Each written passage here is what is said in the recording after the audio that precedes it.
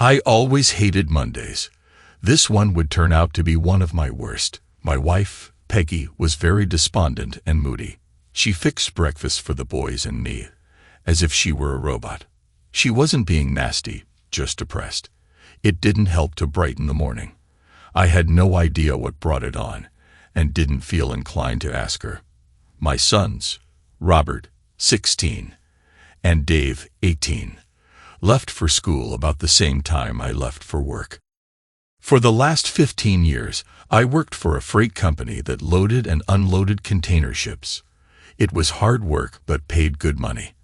I had always wanted to go to sea, and this was as close as I could get. My dream was to sail all over the world and see different lands and people. It was in my blood, and sometimes I would get depressed just knowing that it would never happen. Home and family seemed to take precedence. I was happy with my home life. I had 2 great sons and a loving wife whom I adored. Unfortunately, it was Monday. The part I hated most about my work was some of the people I worked with. Colin Farrell was the most obnoxious guy in the world, and he had 3 buddies always hanging around: Bob Timbers, Ray Collins, and Freddie Springer. The 5 of us went to high school together. I didn't like them then, and I didn't like them now. "Hey Grady, missed you at the party Saturday night." It seemed like Colin was going to start something early today. There was a company party Saturday night, but the boys and I had to go to Chester to help my father move out of his house. My mother died 6 months ago, and Dad decided to move into something smaller. Peggy was disappointed, so I told her to go to the party without us. When we got back Sunday night, I asked her how the party was, and she just said, "Okay." I just glared at Colin and didn't say anything. "We're sorry you couldn't make it, Grady, but thanks for letting your wife come.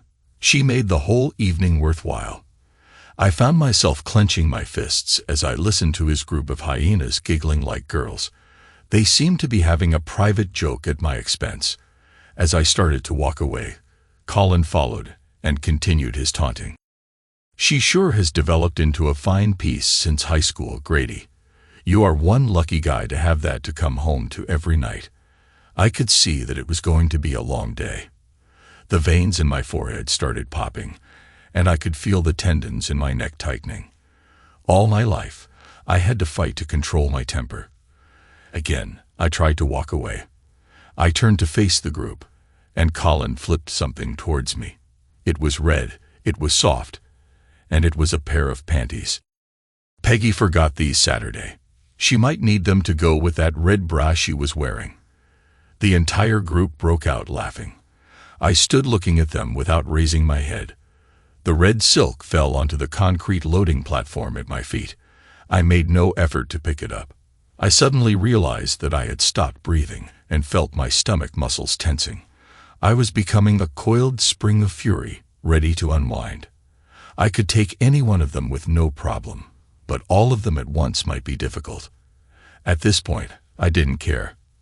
I started to move toward my tormentors when a huge hand grabbed my shoulder. Josh Hamilton, the dock foreman, looked me in the eye and simply nodded his head toward the main office. Nothing was said. I glared at the group with a hatred they had never seen before and followed Josh up the stairs. For some reason, all of them stopped laughing and got worried looks on their faces. Josh went into Henry Clark's office, and I sat down across from Henry's secretary, Sally. "Grady, would you like a cup of coffee?" "No thanks, I'm too upset to hold a cup right now." I could see Josh and Henry talking through the glass partition. It seemed serious. "Sally, were you at the party Saturday night?" She simply nodded yes. "Can you tell me what the hell happened? I have no idea what is going on." Peggy didn't say anything, and I don't know what to do. "I shouldn't say anything, Grady. That is something you should take up with your wife." "You were there, Sally. You saw what happened. Just give me a clue."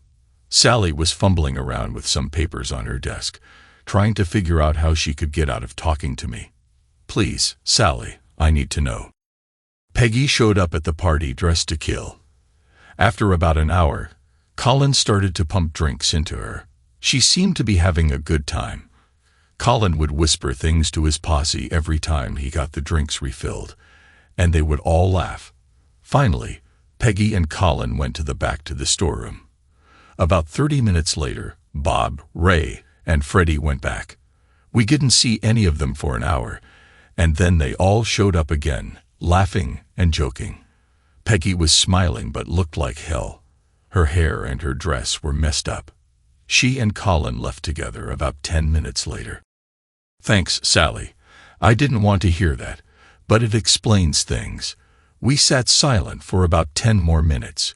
Josh came out and nodded for me to go in. "Grady, I'm not happy about what went on this morning. Colin, Ray, Bob, and Freddie each got a week off with no pay. I want you to take 2 weeks vacation." Josh told me what happened Saturday, and I assume this is the first you heard of it. I can't afford to have anybody in the hospital. I don't believe any of this is your fault, but I expect you to have things straightened out before you come back. I'll do whatever I can to help you through this. Just ask. Now get out of here. I nodded thank you to Henry and thanked Sally again as I left the office. Colin and his boys were nowhere around as I went to the parking area. I left the panties on the dock. I didn't go home. I started driving north, looking for a sanctuary where I could lose myself. I had a long time to think about the past and the present. Peggy and I went to high school together. She was big, fat, sloppy, and not what you would call attractive. She didn't know how to groom herself or put on makeup. Her hair always looked like crap. She was not in any groups and was basically a social outcast. Of course, that is what attracted me to her. I was 6'3", and weighed close to 300 oz. I was large but also clumsy, shy, and nothing to look at. I was too awkward to play any sports. Colin Farrell was just the opposite. He was good-looking, smooth-talking, and athletic. I know it sounds stupid, but the rumor was that the girls would try to get Colin to take them out so that he could pop their cherries. He never had a steady girlfriend, but never went without a date. I hated the guy. He would brag about his conquests, and the girls didn't seem to mind, all except Peggy. Peggy had tried to get Colin to take her out. She wanted to be able to say he was her first. Colin not only turned her down, but he told the whole school about it. He said he only dated pretty girls and wasn't about to stoop low enough to screw a pig. The kids in school thought it was a hoot, but Peggy was crushed. I viewed this as my chance to move in. Since I had no idea how to court a girl, I just started being friendly. Pretty soon, we became close, and by the time we finished school, we were a couple. I was the one that got to pop her. I got a job out of school as a construction laborer. In a year's time, my flat was gone, and I was all muscle and sinew. I was strong and coordinated. It felt good to no longer be a walking joke. Peggy and I were married within a year. Robert and Dave were born very close together, and Peggy started working out at a neighborhood gym shortly after. The transformation was amazing. Somewhere along the way, she learned how to fix her hair, put on just the right amount of makeup, and dress to kill. She looked good, and I was proud to have her for my wife. I loved her when she was a frog, and my reward was a princess. When I got the job at the loading dock, our whole life took a change for the better until today. The A14 turned into the A1 as I continued to knock down the miles. I knew where I was going, and it was just a matter of time. I thought about my 2 sons. They came from large, powerful stock, and showed it. We made sure that both of them were active so that they wouldn't turn into the lumps we did. Dave was about 2 inches taller than Robert, and a little leaner. Robert had large hands and large arms. Both of them were fit and able to take care of themselves. We taught them restraint and the importance of not being a bully. They both had the same goal to go to sea. I guess it was in the blood. I promised I would help them in whatever they wanted to do. Peggy was a good mother and a great wife. She kept a good house and did not waste money on frivolous things.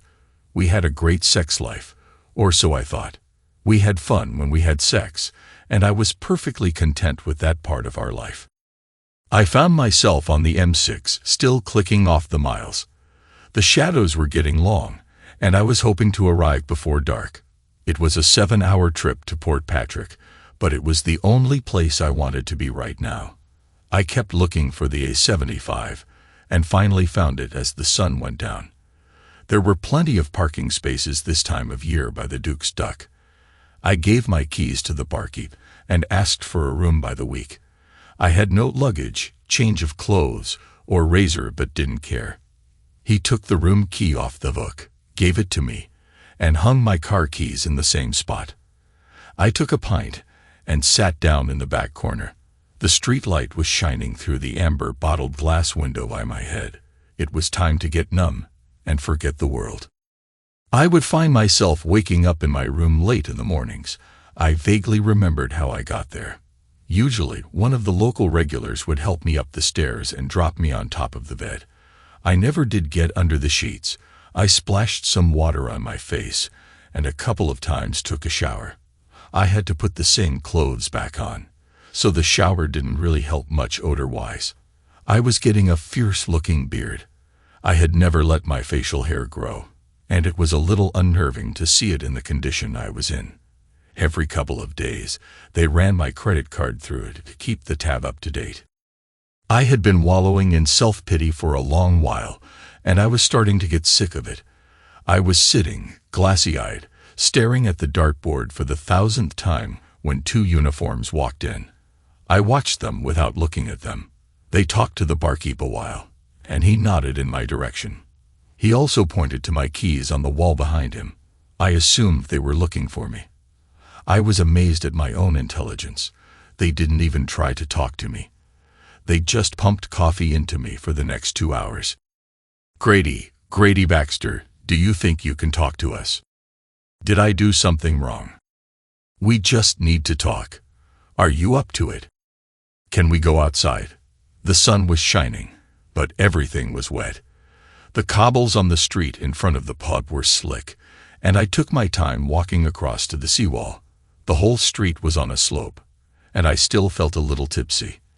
The cool air was marvelous as it filled my lungs.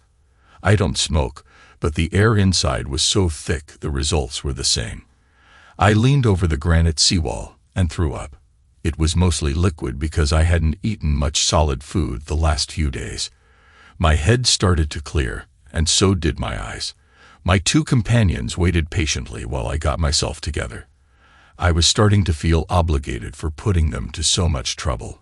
The bench I sat on was wet, but I didn't care. What can I help you with, gentlemen?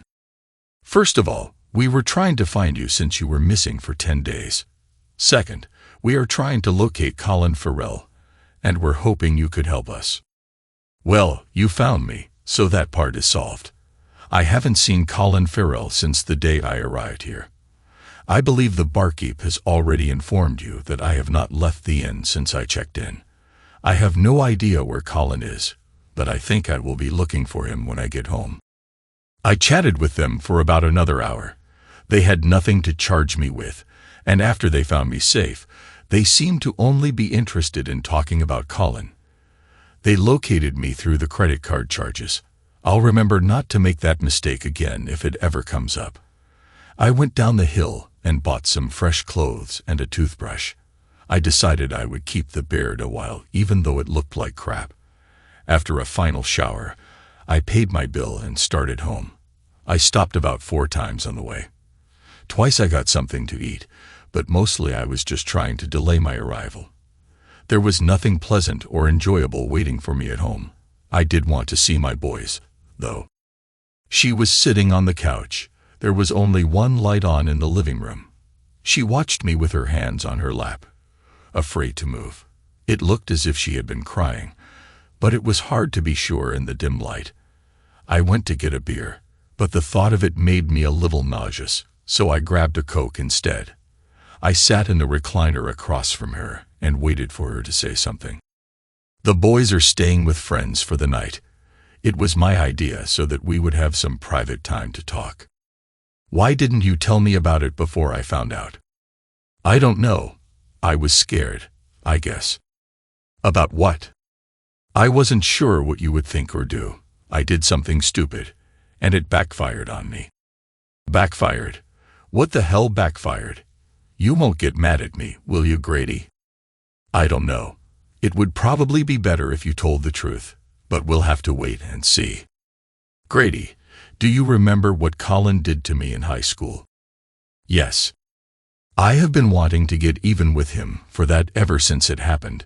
Saturday night at the party, it seemed like a good time, so I set a trap for him. Doesn't sound like the story I heard. Listen to me, Grady. Like I said, it backfired on me. I dressed up real good, and Colin started to hit on me. I let him think it was working, and he suggested we go back to the storeroom. We kissed a little because I had to do it to set him up. After a while, he was playing with my tits but outside my bra. I slipped my panties off and waved them under his nose to tempt him and make sure he was hard. Why were you doing this? What were you thinking? I wanted to get even with him. I wanted to make him pay for humiliating me. Anyway, I noticed the bulge in his pants, so I told him to take them off so we could enjoy ourselves. He dropped his pants and underwear, and then I did the thing that girls are never supposed to do. Okay, what the hell did you do? I pointed at his hard pecker and started to laugh. I told him that it was a pathetic excuse for manhood and that there was no way I was going to let anybody with a tiny thing like that be with me. As I teased him about his manhood, it started to shrink until there was nothing left but a limp thingy. That was a rotten thing to do, but appropriate in this case. Go on. I got myself together and opened the door to leave. Bob, Ray, and Freddie were waiting outside the door. Evidently, Colin had told them they could have seconds after he finished with me, and they were patiently waiting their turns. I walked past them and went to the ladies' room, laughing. When I came back to the party, they were all standing around with big smiles on their faces. Apparently, they had told all the other guys at the party they had screwed me in the storeroom. They said that to get even with me for humiliating Colin. I was upset and left. I heard that you left with Colin. That's not true. I left by myself and drove straight home. You left your panties there for Colin. No, I just forgot them when I left. Why didn't you tell me? After they twisted everything around, I got scared. I didn't know what to say to you. So you let me find out for myself in front of all my workmates. I felt like a fool, like a cuckold. They were teasing me about what went on, and I couldn't even reply because I didn't know anything. I had to find out from a secretary what happened, and her story doesn't exactly match yours. She wasn't there. I was. What I told you is what happened.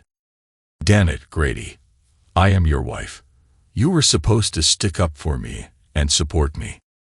Peggy started to cry and walked into the kitchen. I sat there with my Coke and watched as she leaned on the formica table and softly cried. I loved her more than anything. She was the only girl I ever cared about. She was feeding me and putting on the waterworks. Peggy had an agenda to preserve her marriage. Sally had no reason in the world to lie to me. I felt an urge to start questioning Peggy on each and every inconsistency in her story, but decided not to. I couldn't change what happened, and by forcing Peggy to admit to something that she didn't want to, it wouldn't accomplish anything. I did want to know the truth, but I wasn't going to get it from her. I figured I would leave things as they were and let her relax. I took another shower and got into bed with my wife. She laid her head on my shoulder and whispered that she loved me. We both fell asleep. I still had some days coming before it was time to go back to work.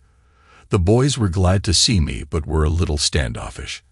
I suggested a drive to London, which was quickly accepted. Peggy seemed to be happy that the men in her family were bonding. On the drive to London, I found out the boys were both suspended for fighting, a strict no-no in our family. Reluctantly, they explained they were getting a lot of flack about their mother's party escapade and finally decided to put an end to it. Several boys with smart mouths ended up with loose teeth and black eyes. They kept the suspension from their mother, but asked me for an explanation about the party. I put it off. We went to the Maritime and Coast Guard Agency. I asked for 3 applications, and the boys were ecstatic. It took an hour to fill out all the forms. I had all the documents we needed, including birth records and passports. After each of us had a short interview, they gave us medical forms to be filled out by a physician. We went to Wagamama for supper and started home. It was agreed that nothing would be said to their mother or to their friends. The physicals were completed the next day, and all we had to do now was wait. I always loved Peggy. She was the only girl I ever loved. She was the only girl I ever had sex with. In fact, she was the only girl I ever kissed. It was difficult for me to believe that she had done something this low. I found her actions despicable and unforgivable. I was still willing to give her a chance if by some reason her story could be proven. But the odds were long. At the end of that week, she put the final nail in her coffin. Peggy had been very attentive. She was careful never to mention anything about the party or any references to anything relating to the party. She never discussed my trip to Port Patrick. She was trying everything in her power to resume our life just how it had been. The next day at breakfast, I was hit with the ultimate in stupidity. "Grady, I was thinking I would like to have another baby." Now I knew what the love session the night before was all about. We need a little background here to be able to appreciate the stupidity of this comment. Peggy had been on birth control pills for several years after the boys were born. About 3 years ago, she started complaining about the side effects of the pills. I won't go into the specifics, but she was having different types of female problems that were supposed to be either caused or aggravated by the pills. In any event, she decided to stop taking them. We were not using any other type of birth control. A short time later, I was in the doctor's office for a rotor cuff problem. I asked him about getting clipped, and 20 minutes later, I was sterile. I never mentioned this to Peggy. I didn't see any need to. For the last 3 years, Peggy and I have been having unprotected sex. No pills, no condom, no diaphragm. At no time did Peggy ever mention or wonder why she wasn't getting pregnant. Now all of a sudden she wants to wave a magic wand and have a baby. Either she is extremely stupid, or she thinks I am extremely stupid. I looked at her in amazement. "I think that would be great, honey." Now, being a man, I don't know much about pregnancy, but since it had been almost 3 weeks since the party, there is a good chance that Peggy had missed a period and was covering her ass. This put a whole new light on things, so I decided to move up my schedule. The boys were back in school, and I got a chance to talk to them a little bit before they left. They seemed to understand my situation concerning their mother better than I did. I felt better knowing that I had their support and backing no matter what happened. I was not sure what was going to occur at this point. I spent most of the day looking for Colin Farrell. He had to be someplace. At lunchtime, I went by the docks and spoke to Sally. Bob, Ray, and Freddie were back at work, but she had no idea what was going on with Colin. The rumor was that he was afraid I would go after him. That didn't make sense because I was a peaceable fellow. I avoided the work area so I wouldn't run into any of my 3 tormentors. That afternoon, I stopped by to see a local lawyer and started the paperwork needed to divorce Peggy. I didn't want to hurt her, but I didn't want to live with her anymore. The boys would be on their own shortly, and I didn't see any reason for me to stick around. The one remaining problem that I couldn't shake was the need to thank Colin and his boys for ruining my marriage. I know that the fault was primarily Peggy's, but I couldn't punish her. Her paramours would have to pay for their poor judgment. Freddie Springer was married, but always stopped by McMurray's for a pint before heading home. It was just getting dark when he came out the side door and started walking along the building to his car in the rear. I surprised the heck out of him when I grabbed his left arm and twisted it up behind his back. I ran him full speed into the wall and heard a few things break as his face met the brick. His knees buckled a little, but I held him by his arm as I started to pound his kidneys with my right fist. As he sank lower, my fist started to hit higher, and I could hear ribs cracking. I must have hit him 20 times when his arm went loose at the shoulder socket. I dropped him to the cobblestones as a group of people came down the alley. No one chased me as I calmly walked to my car and drove away. 2 hours later, I was sitting in the police station. Peggy had just put the house up for collateral to get bail and was finishing the paperwork. Alice Springer came storming in, screaming that she wanted me put away forever. They were able to keep her away from me, but she didn't shut up till Peggy talked to her. I don't know what Peggy said, but Alice looked at both of us like we were dirt and walked out. Robert and Dave had my car and drove me home while Peggy followed. The boys seemed to be proud of me, but I was careful not to say or do anything to encourage them. Freddie had a dislocated shoulder, a broken nose, 2 black eyes, and lots of internal injuries that they had not fully identified yet. 4 ribs were broken, but luckily none had punctured his lungs. My wife and I didn't speak of the problem when we got home. I slept on the couch for the first time in 20 years but didn't mind. I was up and out early the next morning trying to figure out what to do next. The Osaka Maru was unloading at Felix. The captain, Jos Costa, was an agreeable man and was willing to take me on when and if I got my papers. I promised to get back to him later in the week. On the way home, I stopped to top off the gas tank. Just as I finished up, I noticed someone rushing toward me. I turned just as Ray Collins hit me on the left side with a piece of 2x4. The wood glanced off my left arm before cracking a couple of ribs. I squinted my eyes and bent over from the pain. I remember trying to breathe and not being able to inhale. With my eyes closed, I saw bright white flashes and then felt my knees buckle. The wooden club made a funny clunking noise as it bounced around on the asphalt. Ray wasn't able to hold on to it after the impact. My right hand darted out as I was falling and grabbed some flannel. I was able to twist around to the left as I rammed my right fist with flannel into the ground. I felt myself land on Ray's body hard.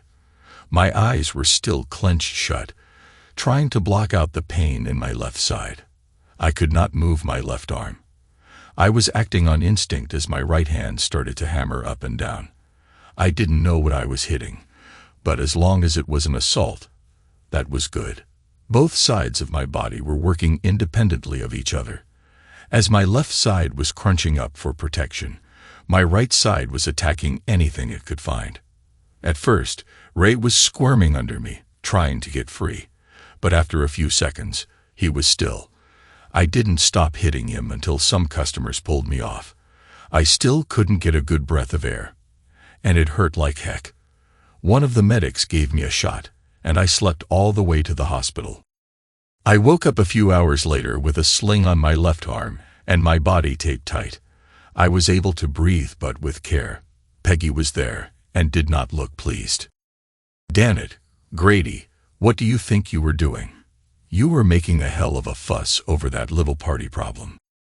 "Sorry, honey. I didn't do anything. Why did your boyfriend attack me with a 2x4? And what do you mean by a little party problem? Either I get a better explanation about what went on that Saturday, or I will continue talking to people."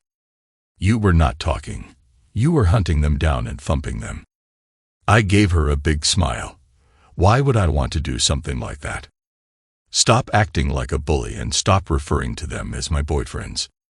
Peggy walked out the door just as the doctor came in. I was more bruised than broken. Ray swung that wood like a little boy. My arm was just sore, and the cracks in my ribs were superficial. The pain and problem I had breathing were just from the impact. Early the next morning, Robert and Dave came and picked me up. They were grinning from ear to ear, and I told them to can it. Ray, on the other hand, was in bad shape. He would be eating through a straw for about a month until his jaw healed, and it would be at least a week until the swelling went down on his face. One errant blow did happen to break his left collarbone.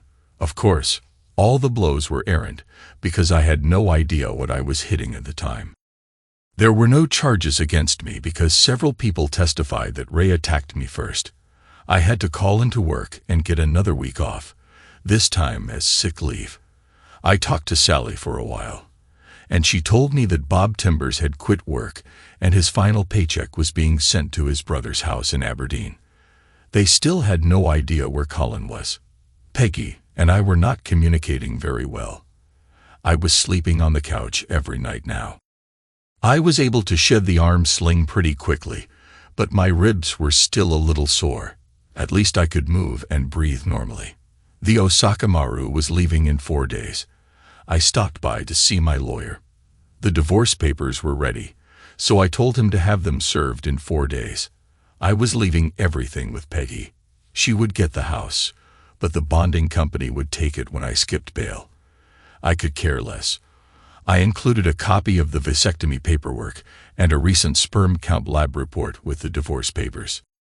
I made a few phone calls to some friends in Scotland and spent some time at the gym trying to recover from the 2x4 attack.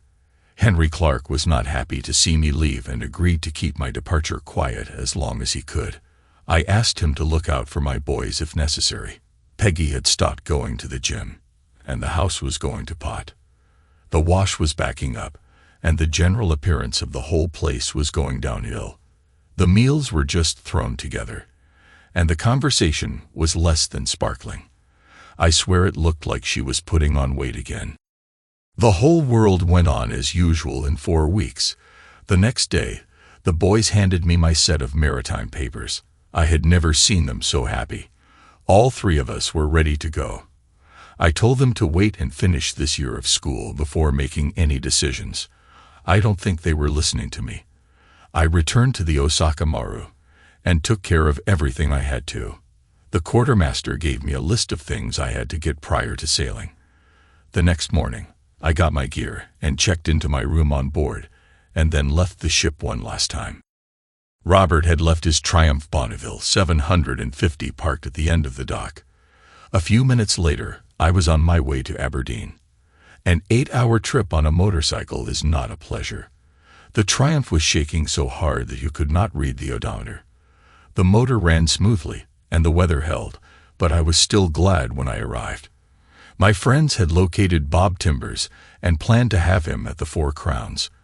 The men's room at that place was in the back, and you had to exit the building to get to it. I stopped in and looked around just enough to let my buddies know I had arrived. Then I went to the side of the building and waited. The first 2 guys were lowlifes, but then Bob came out. I heard the door lock behind him as he started toward the toilet.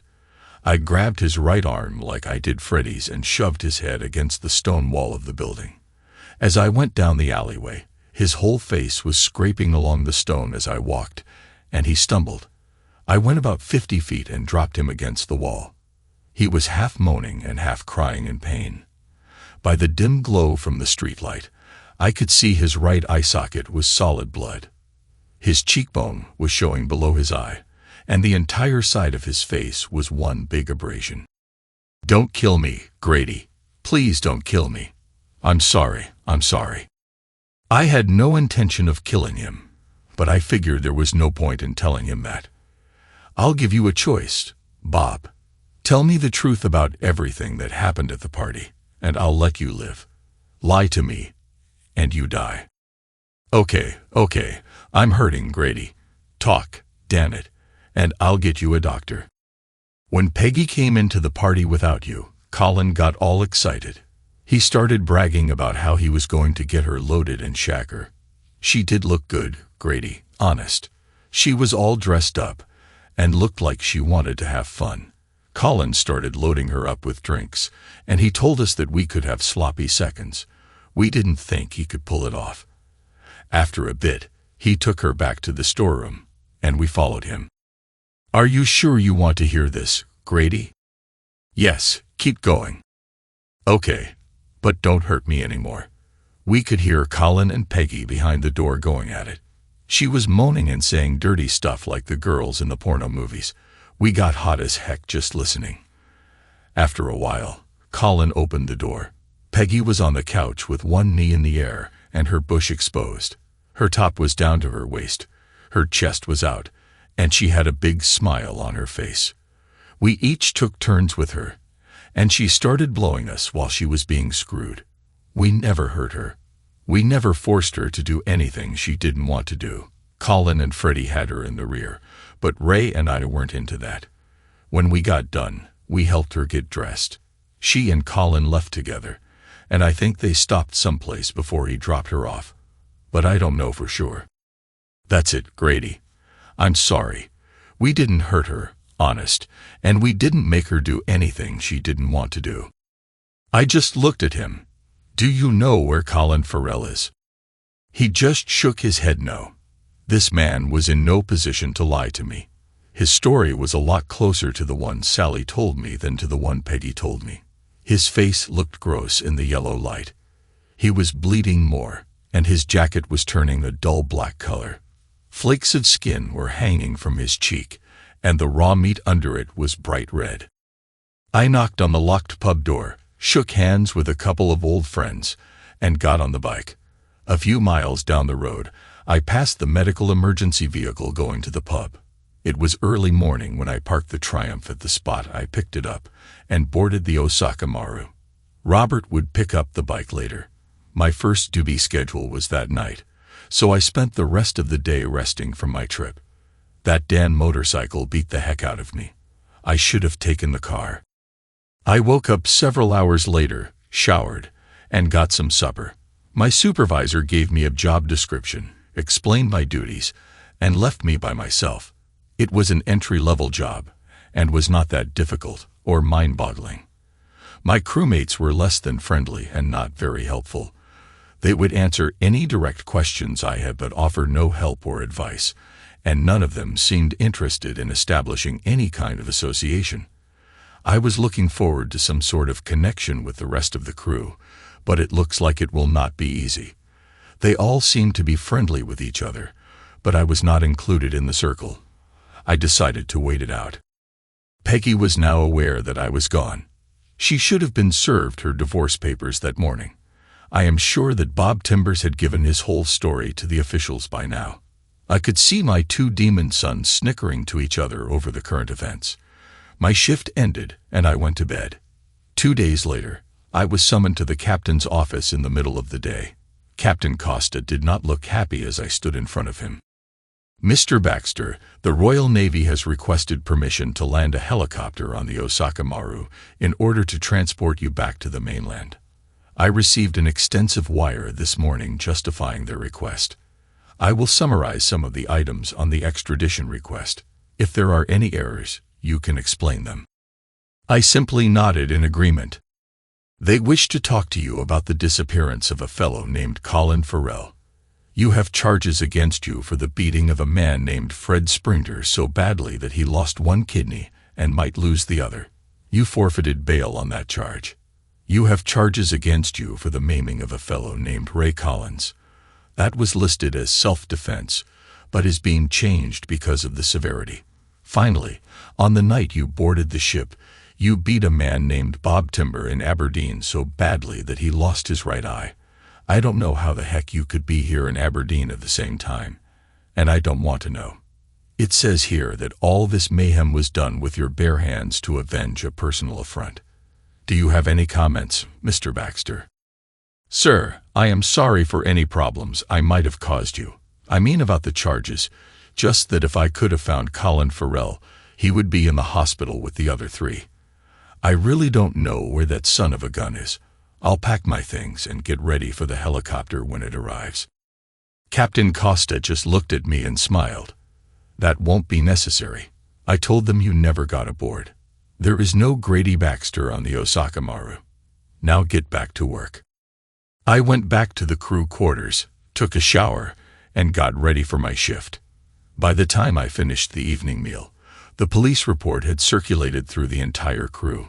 For the rest of the tour, I had more friends than I could handle. I had no contact with anyone from home until we were about a month out. I got a wire from my lawyer. The divorce had already been finalized, so I was now a free man. Peggy lost the house to the bail bond company when I left the country. Colin Farrell was in the hospital with extensive internal injuries and 2 broken kneecaps. The police were looking for Robert and Dave in connection with the beating. My sons found Colin with Peggy in our bedroom before the house was taken back. Peggy was now living in a hostel with her sister. She was pregnant, and her old weight problem was creeping back. I still had charges pending, and my attorney recommended that I do not return. He had no idea where my sons were. The news left me with mixed emotions. The next day at breakfast, the captain walked past the table and stopped. "I just wanted to let you know that Robert and Dave Baxter are not aboard the Tan Nakamura headed for Cape Town." We both smiled. I always wanted to be a seafaring man. Thanks to everyone who took the time to listen to today's stories. If you enjoyed it, please consider liking and subscribing if you haven't already. Feel free to share your thoughts on the events in the comments below. Take care.